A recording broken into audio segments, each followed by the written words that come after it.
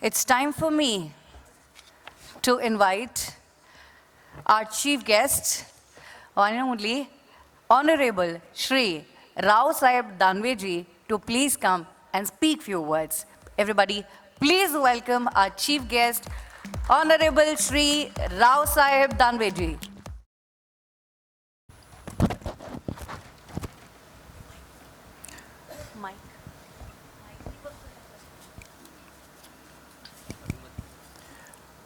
नमस्कार आपल्या सगळ्यांना. मंचावर उपस्थित असलेले सर्व या परिषदेचे पदाधिकारी, या परिषदेला उपस्थित असलेले, या क्षेत्रामध्ये काम करत असलेले सर्व महानुभाव, बंधू आणि भगिनींनो, सर्वप्रथम मी आपल्या सगळ्यांना होळीच्या निमित्तानं माझ्या वतीनं आणि भारत सरकारच्या वतीनं शुभेच्छा देतो.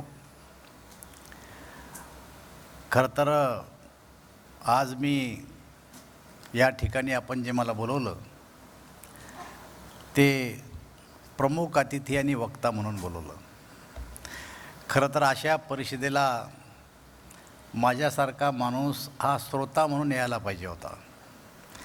कारण या क्षेत्रात काम करणारे आणि माझ्यापेक्षा कितीतरी अनुभवी लोक जे माझ्या समोरही बसलेले आहेत आणि माझ्या शेजारीही बसलेले आहेत.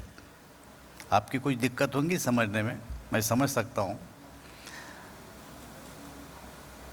हे माझ्यापेक्षा कितीतरी या क्षेत्रामध्ये अनुभवी आहे. आणि त्याचं कारण आहे की मी काही साखर क्षेत्रामध्ये पूर्ण वेळ काम करणारा कार्यकर्ता नाही आहे. मी राजकारणामध्ये मात्र पूर्ण वेळ काम करणारा कार्यकर्ता आहे. परंतु राजकारणात काम करत असताना मी एक शेतकरीसुद्धा आहे. आणि शेतीमालावर प्रक्रिया करणारे जेवढे काही उद्योग असतील, कारखाने असतील, त्यातला सगळ्यात महत्त्वाचा उद्योग जर कोणता असेल तर तो साखर कारखाना आहे. आणि मग राजकारणात काम करायचं असेल तर ज्यांच्यावर, ज्या क्षेत्रावर शेतकऱ्याचं उत्पन्न अवलंबून आहे, शेतकऱ्याचं जीवन अवलंबून आहे, अशा मालावर प्रक्रिया करणाऱ्या किंवा साखर कारखान्यामध्ये बहुतांश आमच्यासारख्या राजकारणात काम करणाऱ्या कार्यकर्त्याला यावं लागतं. आणि म्हणून आपल्या राज्यामध्ये सगळ्यात जास्त साखर धंद्याची चळवळ जर उभी राहिली असेल तर ती साखर कारखान्यामध्ये राहिली आहे. आता काम तर आम्ही साखर कारखान्यात करतो, पण काम करत असताना इथं ठोंबरे साहेब बसले आहेत, नाईक नवरे साहेब बसले आहेत, आमचे गायकवाड साहेब बसलेले आहेत. हे आमचं बॅक ऑफिस असतं. हे आमचं बॅक ऑफिस असतं. जसं कोण बनेगा करोडोपतीमध्ये एखाद्या प्रश्नाची उकल जर झाली नाही तर लाईफलाईन वापरायची एक पद्धत होती. तशी आम्ही लाईफलाईन वापरत असतो. कधीकधी ही मंडळी येऊन आम्हाला मार्गदर्शन करत असते की नाही, तुम्ही सरकारमध्ये काम करता तर असं धोरण आपण जर आखलं तर साखर धंद्याचाही फायदा होईल, साखर धंद्याच्या क्षेत्रामध्ये जो व्यापारी वर्ग आलेला आहे त्यांचाही फायदा होईल आणि शेतकऱ्याचासुद्धा फायदा होईल. हे क्षेत्र केवळ व्यापाऱ्याचा फायदा पाहून चालत नाही. हे क्षेत्र सरकार हे काही फायद्याचं क्षेत्र समजत नाही. जेव्हा जेव्हा गरज पडेल तेव्हा तेव्हा या क्षेत्राला सरकारनं मदतच केलेली आहे. आणि मग ते भलंही सरकार कोणाचंही असू द्या, या क्षेत्राला खरं तर मदतच केलेली आहे. आणि म्हणून हे क्षेत्र जर पुढं न्यायचं असेल तर गेले अनेक वर्ष या क्षेत्रामध्ये सुधारणा सुचवल्या गेल्या. पण त्या क्षेत्रामध्ये सुचवलेल्या सुधारणा ह्या सगळ्या जर अंमलात या अगोदरच आल्या असत्या तर मला असं वाटतं आपलं साखरेचं उत्पादन हे जगाच्या पाठीवर नंबर 1चं उत्पादन असतं. आज ब्राझील 1 नंबर आहे, 2 नंबरला आपण आहे, आणि जर कधी ही पॉलिसी जी आज मोदीजीची पॉलिसी आहे की ब्लेंडिंग आपल्या 20% जायचं, तर असं जर गेलं तर ब्राझीललासुद्धा आपला देश मागं टाकू शकतो. ही क्षमता, ही ताकद आज भारत देशामध्ये आहे. आत्ता मी ठोंबरे साहेबाशी बोलत होतो, चर्चा आमची होत होती, गायकवाड साहेब होते की यावर्षी साखरेचं उत्पादन किती. तर त्यांनी मला सांगितलं की किती 30 वर्षाचं काहीतरी रेकॉर्ड साखरेनं या वर्षीचं 30 वर्षाचं रेकॉर्ड ओलांडलं. याचं कारण काय? याच वर्षी का रेकॉर्ड ओलांडलं साखरेनं? याच्या अगोदर काय असे दिवस साखरेला आले नाही का? आले.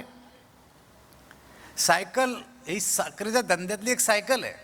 आणि आपण नेहमी म्हणत असतो की 2-3 वर्षे चांगले येतात कमाईचे, आणि जेवढं कमवलं तेवढं 2-3 वर्षानंतर पुन्हा त्यात टाकून द्यावं लागतं. आणि पुन्हा आमची परिस्थिती ही पूर्वपदावर येऊन जाते. आणि मग आम्ही सरकारच्या पुढं हात फैलवतो की सरकार आमच्याकडं लक्ष देत नाही, सरकार आमचं ऐकत नाही. आणि मग सरकारच्या विरोधात असंतोष निर्माण करण्याचं काम या क्षेत्रातून मोठ्या प्रमाणावर केलं जातं. शेतकरी तर बाजूलाच राहतो, शेतकऱ्याला वर्तमानपत्राकडे जाता येत नाही, पण जे काही स्टेक होल्डर आहेत बाकीचे, ते मात्र या क्षेत्रामध्ये असंतोष निर्माण करण्याचा प्रयत्न करतात. आणि म्हणून मला आठवतं की मी सुद्धा राजकारणामध्ये तसा 40-42 वर्षापासून आहे. 42 वर्षातले 35 वर्ष माझे आमदारकी खासदारकीमध्ये गेले.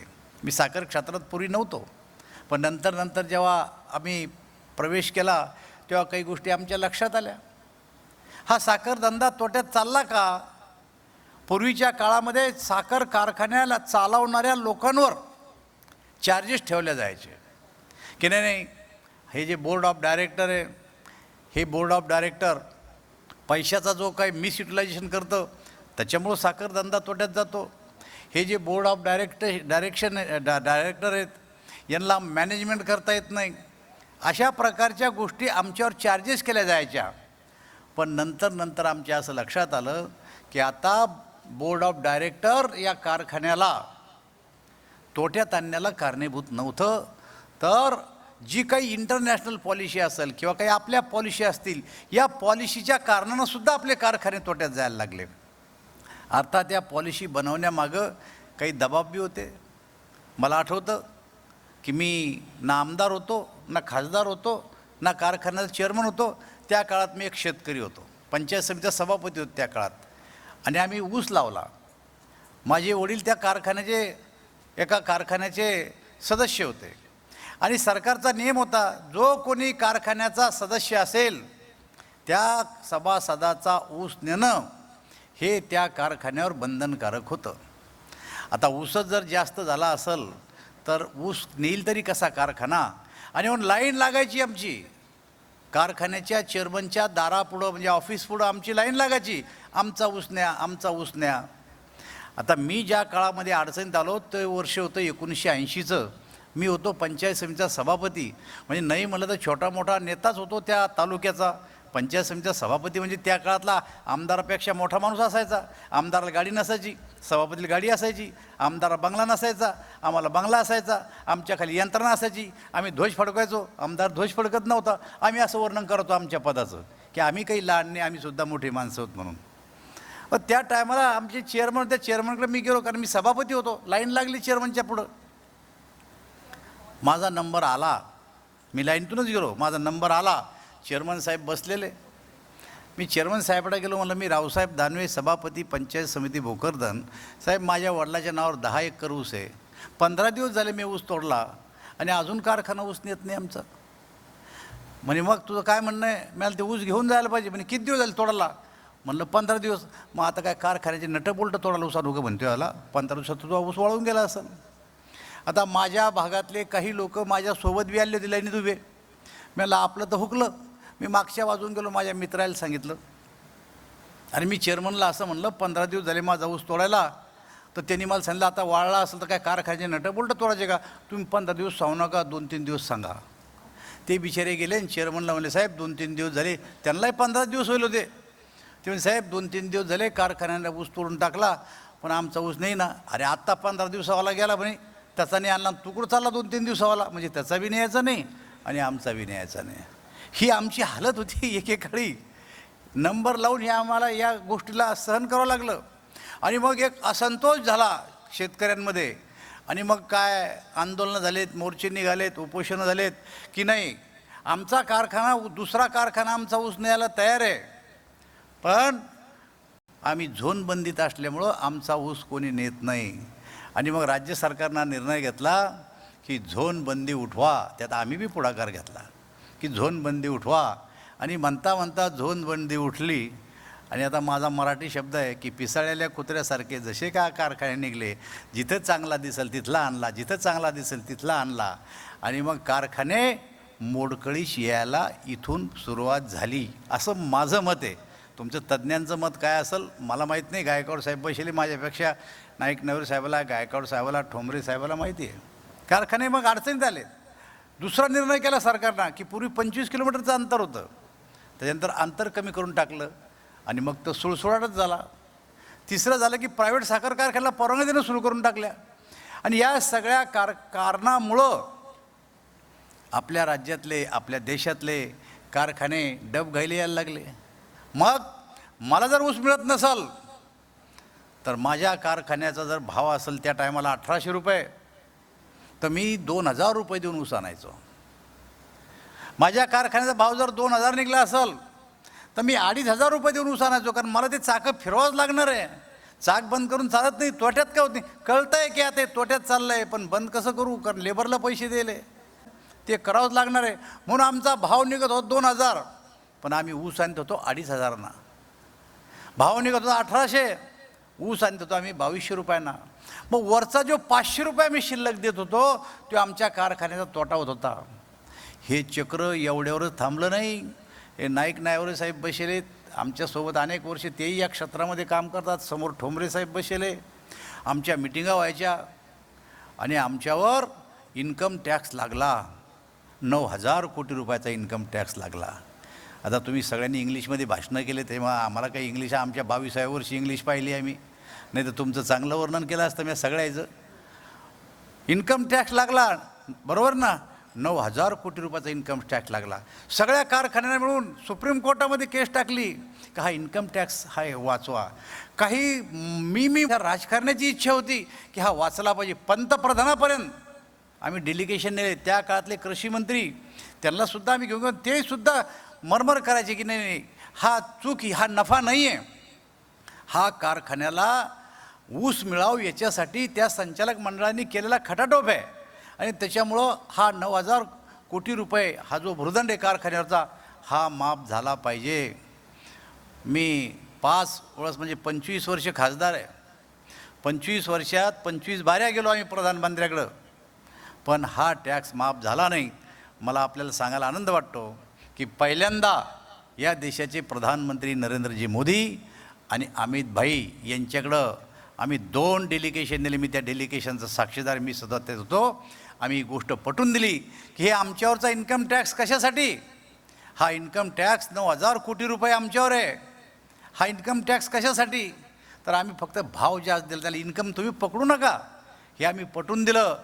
आणि यावर्षी साखर क्षेत्रासाठी एक फार चांगला निर्णय जर या देशाच्या प्रधानमंत्र्यांनी आणि अमित भाईंनी जर काय घेतला असेल, तर राज्यातल्या आणि देशातल्या साखर कारखान्याचे 9000 कोटी रुपये माफ करून टाकले. 9000 कोटी रुपये माफ करून टाकले. आता याचं स्वागत किती झालं, काय झालं, मला काही माहीत नाही. पण प्रत्येक साखर कारखान्याच्या चेअरमनच्या मनामध्ये एक आनंद झाला असेल की नाही, ह्या सरकारनं जो निर्णय घेतला तो खरं म्हणजे चांगला निर्णय घेतला. आता कारखान्याच्या अंतराच्या बाबतीमध्ये सरकार निर्णय घेतल्यामुळं कारखाने शेजारी झाले. झोनबंदी उठवल्यामुळं झालं. रिलीज मेकॅनिझम होतं आमचं पूर्वीच्या काळामध्ये. 2014ला मी याच खात्याचा मंत्री होतो, फूड अँड सिव्हिल सप्लायचा. रिलीज मेकॅनिझम होतं. माझा साखर कारखाना होता, मी त्या खात्याचा मंत्री होतो, पण मला काही 1000 थैले रिलीज वाढवून मिळत नव्हती. तुमचा जो काही देशाचा एकूण आकडा आहे केंद्र सरकारजवळ, ते कॉम्प्युटराईज असायचं की तुमच्याजवळ जर 5 लाख थैले साखर असेल तर तुम्हाला किती द्यायचा, 3 लाख साखर असेल तर तुम्हाला किती द्यायचा? 2 लाख साखर एकदम सेट होतं कॉम्प्युटरमध्ये. खालीवर करता येत नव्हतं. मी त्या खात्याचा मंत्री असून मला नाही भेटली. पण पुन्हा सुरू झालं साखर कारखान्याचं की रिलीज मेकॅनिझम जे ते बंद करून टाका. काही संघटना लोकसभेत म्हणायच्या की रिलीज मेकॅनिझम बंद करून टाका. एक दिवस सरकारला निर्णय घ्यावा लागला की रिलीज मेकॅनिझम नाही, आता ज्याला साखर विकायची ते साखर विकून टाका. आता ज्याला साखर विकायची ते विकून टाका म्हणल्याच्या बाद जो उठला तो साखर विकतोय त्यांना पगार करायचा आहे. त्यांना बँकेचं व्याज नको आहे. 100 रुपयानं कमी गेलं चालतं आहे, पण बँकेचं व्याज वाचवायचं त्याला. जो उठला तो बाजारात साखर आणायला लागला. जो उठला तो साखर बाजारात आणायला लागला. महापूर झाला साखरेचा बाजारात. व्यापारी आमच्या मागं पळत होते, आम्ही व्यापाऱ्याच्या मागं पळायला लागलो. साखर घ्या साखर, जसं ते दौंडीतून खेड्यात म्हणते ना, साखर घ्या साखर, अशी परिस्थिती आमच्या साखर कारखान्याची निर्माण झाली आणि आम्ही साखर विकायला लागलो. आता आम्ही साखर विकायला लागल्याच्या नंतर साखरेचे भाव काही स्थिर राहिले नाही. मग कमी भावात साखरा इकडं चालल्या. FRP असायची कुणीकडचे कुणीकडं, शेतकऱ्याला भाव द्यायचा असला कुणीकडचे कुणीकडं, आणि साखर विकायची कमी भावामध्ये. ही परिस्थिती निर्माण झाली आणि त्या कारणानं सुद्धा साखर कारखाने डबघाईला त्या काळामध्ये आले. हे साखर कारखान्यातले हे नुकसानीत जाण्याचे कारणं आहेत सांगतो मी तुम्हाला. आणि साखर कारखाने नुकसानीत गेले. मग या साखर क्षेत्राला आता ऊर्जित अवस्था येईल का नाही, यांना वर आणायचं का नाही, मग आम्हाला तुमच्यासारख्याची लाईफलाईन वापरावं लागेल की सांगा आता याच्यात काय करायचं. आम्ही तर शेतकऱ्याचे प्रतिनिधी, आम्ही शेतकऱ्याला नाराज करू शकत नाही. आम्ही सरकारचा एक भाग असल्यामुळं किंवा सरकारामध्ये असल्यामुळं आम्हाला सरकारची बाजू घ्यावी लागते. एका बाजूला सरकारची बाजू, दुसऱ्या बाजूला शेतकऱ्याची बाजू, आणि तिसऱ्या बाजूला तुमच्याशिवाय आमचा खेळच जमत नाही. व्यापाऱ्याची बी बाजू घ्यावं लागते. आणि म्हणून त्याच्यामध्ये काही दुरुस्त्या मग तुमच्यासारख्याकडून आमच्याकडे आल्या आणि त्या दुरुस्त्याचा आधारे काही निर्णय सरकारनं घेतले. आता आपल्या देशामध्ये 730 फॅक्टऱ्या माझ्या माहितीप्रमाणे जवळपास असतील. 730 किंवा थोड्याफार मागं पुढे असू शकतात. 80,000 कोटी रुपयाचा टर्नओव्हर आपण साखर कारखानदारीमध्ये करतो आणि 5 कोटी शेतकरी या क्षेत्रावर अवलंबून आहे. असं एक आमचं साधारणतः गणित आहे. कदाचित तुमच्या लेवलला तुमची आकडेवारी वेगळी असू शकते, पण राजकारणात आम्हाला जे आकडे आमच्या तोंडून बार बार निघतात ते आकडे मी तुम्हाला सांगतो की एवढं सगळं मोठं क्षेत्र आहे आणि सगळं शेतकऱ्यावर अवलंबून आहे. मग हा धंदा जर तोट्यात चालला तर 5 कोटी शेतकऱ्यांचं काय व्हायचं, असाही प्रश्न निर्माण व्हायचा कधी कधी. त्याच्यानंतर काही संशोधन केले काही लोकांनी की ऊसाचं जे क्षेत्र होतं त्याच्यामध्ये टनेज वाढायला लागलं, पण ॲव्हरेज यायला नाही लागलं, रिकव्हरी यायला नाही लागली. 765 अशी शिफारस केली काही लोकांनी, 765 की याच्यासारखा ऊसच नाही. पण काय भुसा निघायचा, रसाचा पताच नाही, असा 765 आणला. मग म्हणायला लागले नाही याला 14 महिने ठेवा. आता 14 महिने ऊस ठेवणारे लोक शेतकरी जिवंत राहिले का मला सांगा बरं तुम्ही. अहो 9व्या महिन्यापासून तर स्लिप व्हायला दारू पाजायला सुरुवात करून टाकतात लोक की आपला गेला पाहिजे बरं का. हां, आणि खिशात ट्रक ज्या जातात रस्त्यानं तर खिशामध्ये अशा बाटल्या ठेवते एवढुल्या, एवढ्या ट्रक ड्रायव्हरला दाखवते बरं का, तू माझ्या शेतात आला तू घेऊन जाय. म्हणजे हे अनुभव आमचे, मी शेतकरी बी होतो म्हणून आमचे अनुभव आहेत. आणि मग काय 265 जर समजा तुम्ही 9व्या महिन्यातून 10व्या महिन्यात न्यायला लागले तर 7च्या आणि 6च्यावर रिकव्हरी जायचा पता नाही. रिकव्हरी डाऊन असणं हे सुद्धा जायला तयार आहेत. मग आता याच्यावरचा इलाज कधी निघणार आहेत का नाही निघला इलाज याच्यावरचा कधी. मला आठवतं मी राजकारणात काम करत असल्यामुळे आम्ही असे अनेक उदाहरण द्यायचो की ज्या टायमाला या देशाचे प्रधानमंत्री पंडित जवाहरलाल नेहरू होते त्या टायमाला बांगलादेशामध्ये दुष्काळ पडला. स्वातंत्र्य मिळालेलं नव्हतं, बांगलादेशात दुष्काळ पडला. आणि बांगलादेश आणि आपण एकच होत त्या काळामध्ये. पंडित जवाहरलाल नेहरू तिथं गेले, अन्न नाही लोकांना खायला. आता पहिलंही अन्न नव्हतंच आपल्याकडं. स्वातंत्र्याच्या वेळेस आपली लोकसंख्या 40 कोटी लोकसंख्या होती, जमीन तर एवढीच होती, माणसं एवढीच होते. पण 40 कोटी लोकसंख्या असूनसुद्धा आपल्याला अमेरिकेतून गहू बोलावं लागला, कारण अन्नधान्य आपल्याकडं, हरित क्रांती नव्हती, अन्नधान्य आपल्याकडं पिकत नव्हतं. आणि त्याच्यामुळं दुष्काळ पडला की पहिला प्रश्न निर्माण व्हायचा अन्नाचा आणि मग निर्माण व्हायचा पाण्याचा. आता त्या काळामध्ये दुष्काळ पडला तेव्हा पंडित नेहरूने जाऊन त्या बांगलादेशात भाषण दिलं होतं की रे गुजरातमध्ये धान्य आहे, महाराष्ट्रात धान्य आहे, पण ते धान्य वाहतूक करून तुमच्यापर्यंत आणायला हे महाग पडतं, आपल्याला पेट्रोल डिझेल बाहेरून घ्यावं लागतं. आणि ते पेट्रोल डिझेल बाहेरून आणलं की हे धान्य तुमच्यापर्यंत आणायला आम्हाला महाग पडतं. पण या देशाला जर स्वातंत्र्य मिळालं तर शेतकऱ्याच्या मालावर प्रक्रिया करून आम्ही या देशामध्ये डिझेल आणि पेट्रोल आणू. आणि बघा, देशाला स्वातंत्र्य मिळालं म्हणता खूप दिवस गेले, पण शेतकऱ्याच्या मालावर प्रक्रिया करून शेतीच्या मालापासून डिझेल आणि पेट्रोल बनवल्या गेलं नाही. ही तुमच्यापुढं इतिहास आहे. मला माहीत असलेली गोष्ट मी तुम्हाला सांगितली. त्याला या देशाचं प्रधानमंत्री अटल बिहारी वाजपेयीला व्हावं लागलं आणि त्याच्यानंतर त्या काळात हा निर्णय घेतला गेला की नाही, की इथेनॉल तयार करायचं आणि ते डिझेलमध्ये किंवा पेट्रोलमध्ये मिक्स करायचं, अशा प्रकारचा निर्णय झाला. पण तरीही कारखाने काही उत्सुक नव्हते.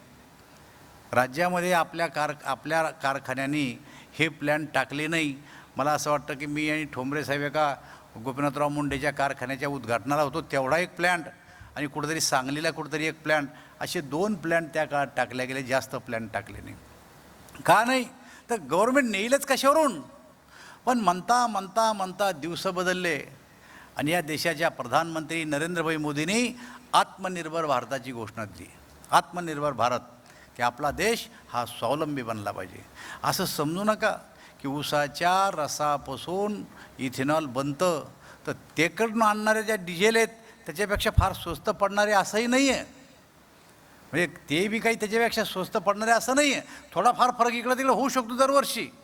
पण आत्मनिर्भर भारत या याच्यामध्ये आपल्याला आपल्या मालापासून निघणारं डिझेल आणि पेट्रोल आणि परकीय चलन वाचतं आपलं पुन्हा, हे त्याच्यातलं खरं सूत्र आहे. आणि त्याच्यामुळं त्यांनी घोषणा केली. आज आपण बघत असाल तर 2024पर्यंत का 23पर्यंत काहीतरी 20% जाण्याचा आपला संकल्प आहे. आपण जरा मनामध्ये आणा, आपण जरा विचार करा की या देशामध्ये 20% जर डिझेलमध्ये इथेनॉल आपण मिसळवलं तर मला असं वाटतं की जवळपास 60 लाख मेट्रिक टन साखर कमी उत्पादन केली तरी ती त्याच्यात कंझ्युम होऊ शकते. आणि आता मला इतके आकडे माहीत नाही तेवढे, पण मी या खात्याचा काही दिवस मंत्री होतो, 2दा मंत्री होतो या खात्याचा. तर आपलं कन्झम्पशन किती आहे? 2,60,000 ते 2,70,000 ही आपल्याला खायला साखर लागते. उत्पादन किती झालं? 3पेक्षा पुढं झालं. पण आपण 3 लाख मेट्रिक टन जर धरलं तर वरची जी निर्माण होणारी साखर आहे, ही साखर जर कधी इथेनॉलमध्ये गेली तर या क्षेत्राला कधीच गळती लागणार नाही, असं माझं मत आहे. आणि म्हणून हे सरकार हे शेतकऱ्याचं बी भलं करू राहिलं, हे सरकार या क्षेत्रात काम करणाऱ्या कारखान्याचंही भलं करू राहिलं, हे सरकार तुमच्यासारख्या या क्षेत्रात काम करणाऱ्या लोकांची सुद्धा कुठं नुकसान नाही करू राहिलं. तुम्हाला त्यातून फायदाच आहे. पण 3 क्षेत्र सांभाळावं लागतात, तेव्हा तू कुठं बॅलन्स ठेवलं जातं. आता आमच्या लोकसभेत आणि विधानसभेत खूप भाषणं होतात, आम्ही बी केले विरोधात असताना. आज आमचा ती रोल नाही आमचा. नाही, साखरेचे 2 भाव करा, खाण्याची साखरेचे भाव वेगळे करा आणि व्यापाऱ्याला द्यावं लागणारी साखर वेगळी ठेवा. काय आता असं या देशात चालेल का? मला सांगा. मी रेल्वेचा मंत्री आहे. कोळसा, रेल्वे, माईन्स हे 3 खाते आता माझ्याकडे. हे खातं होतं माझ्याकडे पण आता राहिलं नाही. तुम्हाला युनिफॉर्मली निर्णय करावे लागतात या देशात सारे. ते नुकसान असो का तो नफा असो, तुम्हाला युनिफॉर्मली निर्णय करावे लागतात. भाषण करायला काय लागतं? भाषण तर काही करू शकतो आपण, पण त्या भाषणानंतरचे काय परिणाम होतात? रेल्वेचं भाडं कधीपासून वाढलं नाही. रेल्वेचं भाडं याचा विचार केला आहे का कोणा? रेल्वेमध्ये दर दिवस सुधारणा होऊ राहिल्या, पण रेल्वेचं भाडं वाढवायची आमची हिंमत नाही आहे, परवडत नाही आहे. आणि जर विचार केला तर रेल्वेच्या ₹1 मागं 48 पैशाचा पॅसेंजरचा तोटा आहे. आम्हाला 48 पैसे तोटा आहे. ₹1 तिकीट काढसान तर सरकारला 48 पैसे त्याच्यात टाकावं लागतात. ही रेल्वेची स्थिती आहे. पण रेल्वे तर चालली. 400 वंदे भारत रेल्वेची घोषणा करून टाकली देशाच्या प्रधानमंत्र्यांनी. बुलेट ट्रेनची घोषणा करून टाकली, बुलेट ट्रेन काढणार आहे. 300च्या स्पीडनं आमच्या रेल्वे जाणार आहेत. आता तुमच्या क्षेत्रासाठी, साखर उद्योगासाठी असो, सिमेंट उद्योगासाठी असो, स्टीलच्या उद्योगासाठी असो, रॅक तुम्हाला पूर्वी मिळत नव्हत्या.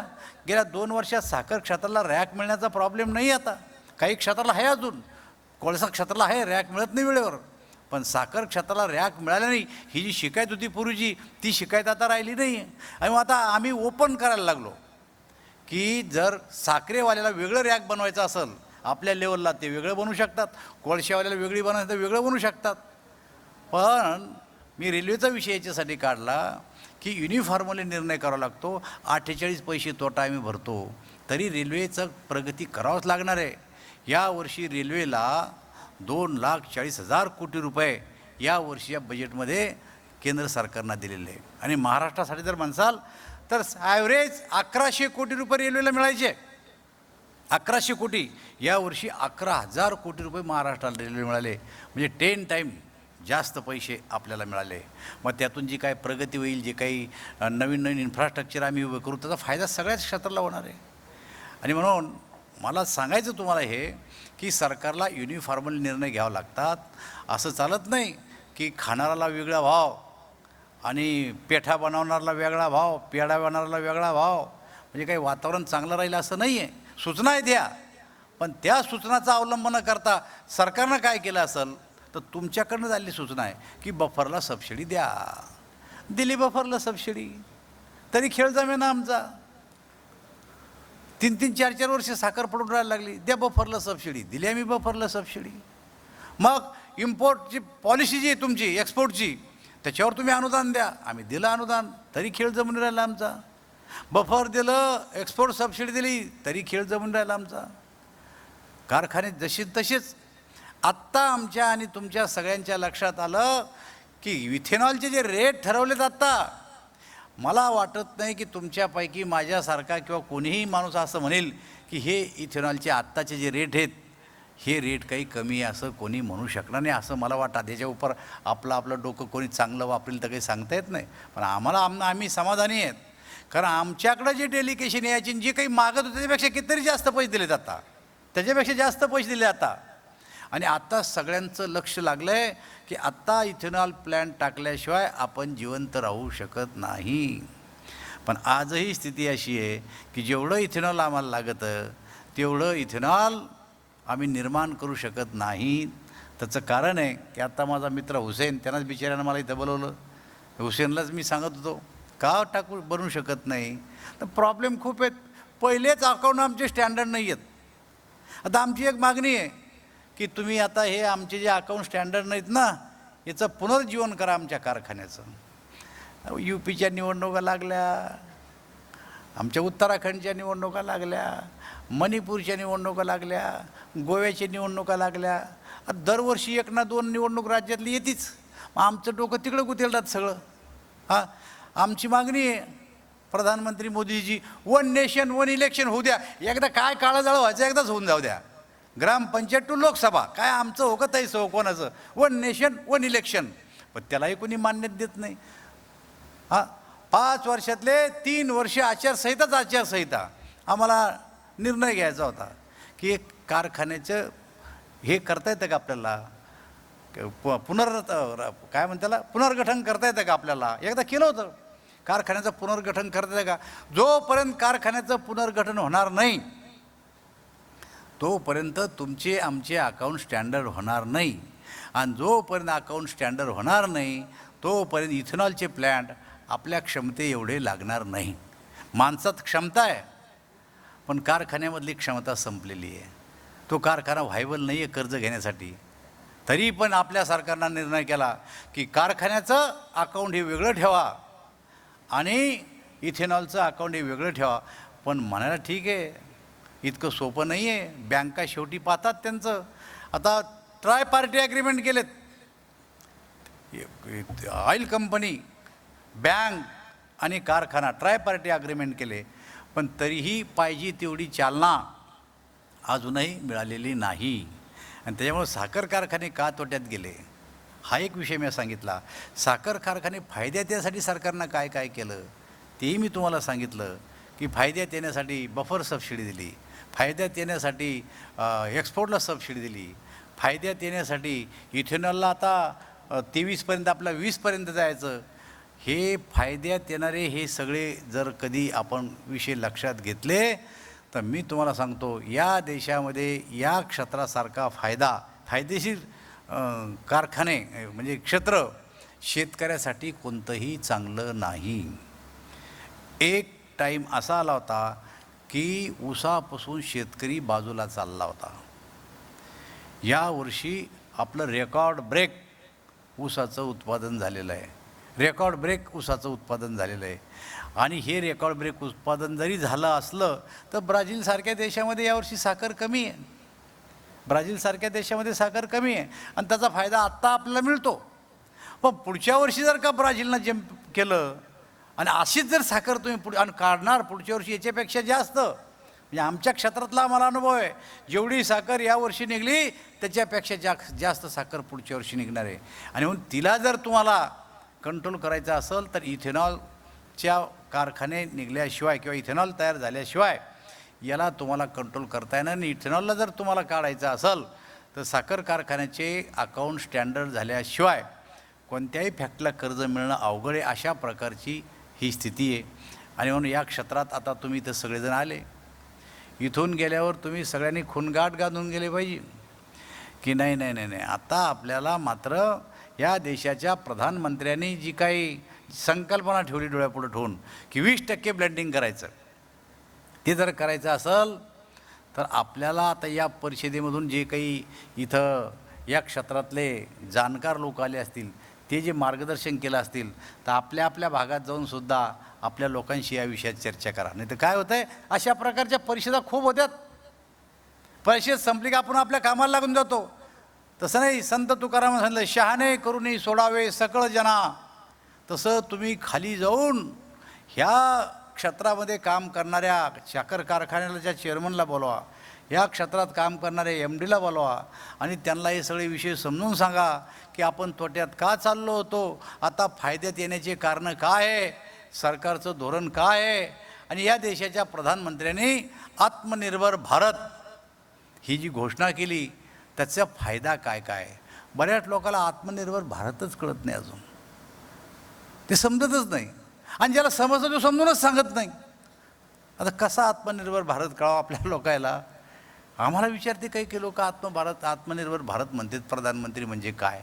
आता अशी स्थिती आपली आहे. म्हणून मी तुम्हाला म्हणलं की शहाणे करूनी सोडावे सकळ जन. आता इथं बसेल जेवढे सगळे महानुभाव आहेत, एकापेक्षा एक रथी महारथी आहेत, यांनी हे बोझं उचललं पाहिजे आणि लोकात गेले पाहिजे, लोकांना समजून सांगितलं पाहिजे, तर ही जागृती होईल.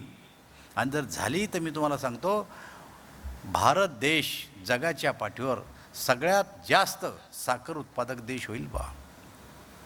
आता आपला जीव तरी किती आहे, एकदम छोटा छोटा जीव आहे आपला. मी ब्राझीलला गेलो होतो, मला वाटतं नाईक नायरू साहेब तुम्ही होते का दौऱ्यात. आम्ही 13 दिवस ब्राझीलला होतो. साखर कारखान्याचे चेअरमन होते, साखर कारखान्याची बाकीची मंडळी होती. अरे 10-10 हजार टनाचे कारखाने आहेत आणि आपल्याकडे कारखाने काय 1200 टन. एक तर आमच्या शेजारी 800 टनाचाच आहे, एक 800 टनाचा, एक 1200 टनाचा आणि 2500चा.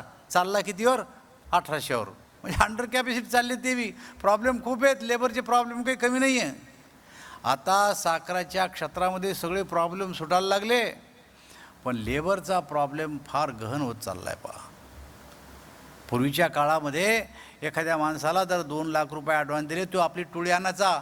ठरलेलं असायचं टोळी 8 माणसाची, एक टोळी आणतो. आता आम्ही 4 टोळे देतो एका माणसाला. 8ची टोळी आणत नाही, तो 8च्या देतो, 4च आणतो. आणि 4मध्ये 8 माणसं नाही आणत, 4 आणतो. आणि जर का ह्या कारखान्याचे गेल पैसे फिटले रे धंद्यातून की दुसऱ्या कारखान्याचा शोध घेतो. तिकडं मला ठेव कमिशन नगदी द्यायला लागले, तुमचं काय म्हणणं आहे. म्हणजे सगळ्यात मोठा प्रश्न आमच्या लेबरचा बी झाला आहे. आणि मग हा प्रश्न जर मिटवायचा असेल तर आता यांत्रिकीकरणाशिवाय आपल्याजवळ दुसरा काही मार्गच नाही आहे. आणि यांत्रिकीकरण म्हणजे काय, तर कारखान्याला काही स्वतः या मशिनरी घेता येत नाही. आणि म्हणून आपल्या कार्यक्षेत्रामध्ये या कारखान्याला लागणारं मटेरियल तयार करणारे, या कारखान्यासाठी लागणारे यंत्रणा उभ्या करणारे, ही सगळी गोष्ट आपल्याला जर पुढच्या काळात केली तरच कारखाने जिवंत राहू शकतील असं मला वाटतं. आता मी जो विषय तुमच्यापुढं मांडला हा तुमच्या कॉन्फरन्सशी काही संबंध नाही आहे, पण ज्या क्षेत्रात मी काम करतो त्या पद्धतीने मांडला. आता काही लोकांची अडचण एवढीच होऊ शकते की मी हिंदीत मांडायला पाहिजे होतं किंवा इंग्लिशमध्ये मांडायला पाहिजे होतं, ते मी मांडायला गेलो असतो. पण एवढं चांगलं समजून मला भाषा समजली नसती, मला ते शब्द सापडले नसते आणि त्याच्यामुळं तुमची अडचण झाली होऊ द्या, मही नाही होऊ दिली मी माझी सुटका करून घेतली याच्यातून. एवढंच मी तुम्हाला आजच्या प्रसंगी सांगतो. आणि पुन्हा एकदा आपण सर्वांनी मला इथं बोलवलं याबद्दल मी आपले सगळ्यांचे आभार मानतो आणि माझे 2 शब्द संपवतो. जय हिंद, जय Maharashtra. Thank you so much, Honorable Minister Shri Rao Sahib Danve ji, for this insightful address. बहुत बहुत धन्यवाद आपका.